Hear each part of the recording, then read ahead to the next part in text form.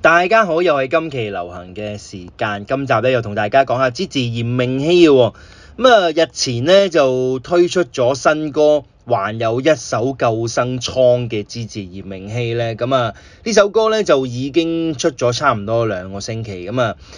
YouTube 上面嘅點擊咧已經超過160萬，成績就相當之理想啦。所以咧，尋日咧一班之炎粉咧就安排呢個巴士應援。難得咧就揾到本尊之字咧，即係冒雨現身，吸引咧差唔多有成200幾個粉絲就撐場。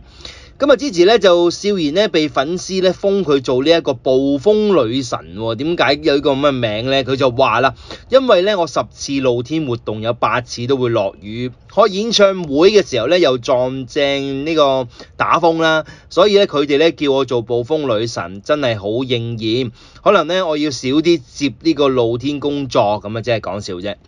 佢就話咧，曾經喺內地商演嘅時候咧就冒雨演出，雖然咧就好享受演出嘅氛圍，但係咧就苦咗一班嘅現場冒雨去睇演出嘅觀眾啦。講真，今次嘅應援咧就係星夢傳奇學員啦，之字炎明熹最新單曲還有一首救生艙咧，就2個禮拜前上架。粉絲團咧就以呢個炎明熹粉絲後援會咧，透過城巴廣告代理咧，安排一部咧巴士編號8216咧，披上右邊全新嘅車身廣告咧，就作應援。當然咧，嗰個應援巴士上面就係之字呢一首歌個封面啦。巴士咧就喺琴日咧就停泊喺呢個中環嘅愛丁堡廣場咧，出席呢一個粉絲團所舉辦嘅應援活動。呢一個應援活動咧就吸引咗大批粉絲到場打卡啦，並且亦都邀請到之字炎明熹本尊咧，亦都有今次咧出席呢一個活動。場面咧就非常之墟冚嘅。尋日咧就以一個露腰裝上陣嘅之字咧，就相當之醒神啦，盡顯佢即係咧優美嘅身材啦。一出場咧就表示咧落雨出席，就叫啲粉絲咁樣冒雨，就覺得唔好意思。所以咧佢個 fan 級亦都出咗叫做一個叫晴天之字咧，就即係咧晴天娃娃啦。就係因為佢次次出親活動咧10次有8次都落雨，所以咧就叫做暴風女神，亦都送咗個晴天娃娃俾佢，叫晴天之字。就變咗佢拎住咧，就希望咧可以咧即係帶嚟咧好天氣啦。佢就話咧，之前咧係演唱會有諗過咧喺西九嘅室外場搞嘅，但係咧諗到4月都係經常落雨，所以咧都係唔好搏啦。佢又話咧試過喺內地商演就遇好大雨，就算攞住把遮都冇用，所以咧最後咧佢喺冇擔遮嘅情況之下獻唱。雖然咧佢就覺得氣氛唔錯，但係咧就苦咗一班觀眾，佢自己都唔好意思。TVB 嘅記者咧就問佢啦，喂，今次咁好身材，個 show 個蠻腰就好吸睛，好靚喎，會唔會咧即係專登喺出 show 之前節食咧？佢就話咧，之前一晚咧就啱啱喺汕尾返香港，食咗好多嘢喎，亦都係話食得最豐富嘅一次。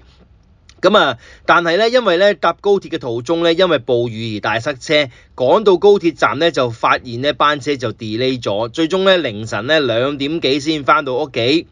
真係未見過世面啦！今次咧見到有消防員用救生艇咧去整渠，都想落車睇下。我將來咧屋企都要有自備救生艇，真係咧還有一手救生艙喎，真係好識踢歌喎，講到好友咧，姚焯菲咧啱啱喺返香港2個禮拜又離開，佢就話啦，只係咧喺演唱會咧見過對方，我喺後台同佢有傾偈，後來咧即係林志樂咧亦都有問一唔一齊同 Chantel 食飯，咁佢咧就返咗鄉下，所以咧就去唔到，所以咧今次咧就同Chantel 咧就冇機會咧喺趁佢返香港嘅時候咧同佢食餐飯。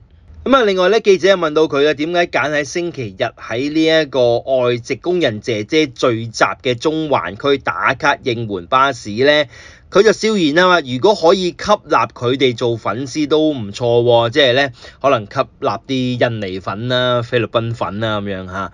佢就話咧要同佢哋打招呼，並隨即咧唱咗幾句印尼歌喎，就非常之搞笑啦。佢就解釋啦，以前咧屋企咧有個印尼工人姐姐照顧我，佢對我非常之好。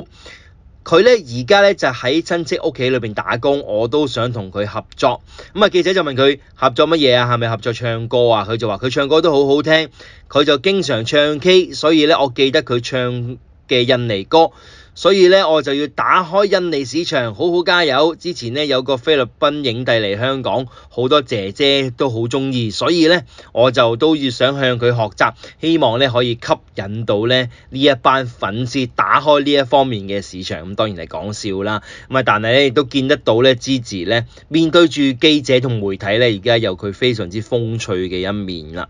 咁啊，講開Gigi咧，咁啊其實咧近期都非常多佢嘅新聞啦。咁啊，除咗佢嘅粉絲應援團幫佢安排呢一個巴士應援，為佢嘅新歌造勢之外咧，咁啊其實上個禮拜六咧，亦都係佢哋後援會咧都有搞另一個慈善活動，就係Gigi咧人生咧第一隻實體唱片推出嘅大日子。咁啊，大家知道咧，即係今時今日咧啲新進嘅歌手啊，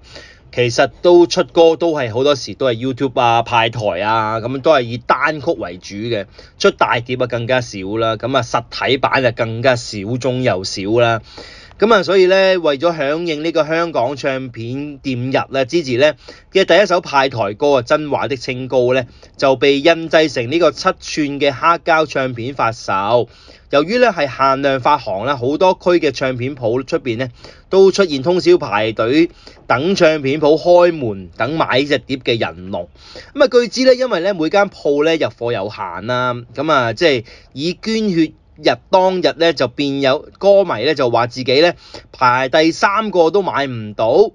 甚至乎咧有歌迷咧喺買賣網站咧就出價9000蚊，要求好心人割愛將隻唱片咧就讓俾佢，咁啊即係話炒到成9000蚊就相當之誇張喎。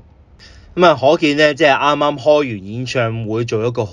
成功嘅 show 嘅Gigi啦，咁啊即係喺呢個樂壇嘅成績咧就得到大家嘅認同。咁啊而我更加欣賞咧就係佢一班嘅支援粉啦，即係咧喺偶像成名之路當中咧，其實旁邊做咗好多善事啦。咁我覺得今時今日嘅應援團咧，能夠以偶像嘅名義幫佢做善事，做好多一啲叫公益活動咧，對於佢哋嘅粉絲群又好，或者對佢本身嘅偶像嘅幫助好大啦。咁啊，亦都係散發佢哋善心嘅一面。咁我覺得成件事係個感覺非常之正面，非常之好，亦都好值得鼓勵嘅。咁啊，所以咧就見到呢一班支援粉亦都係愛心爆棚啦。除咗親力親為幫偶像之餘咧，有呢啲咁樣嘅慈善活動，其實係非常之好，好值得鼓勵，亦都好值得欣賞嘅一件事嚟嘅。咁啊，即係咧，我諗Gigi咧可以做嘅，除咗就係多啲有機會出席呢啲活動，支持一班 fans 以外，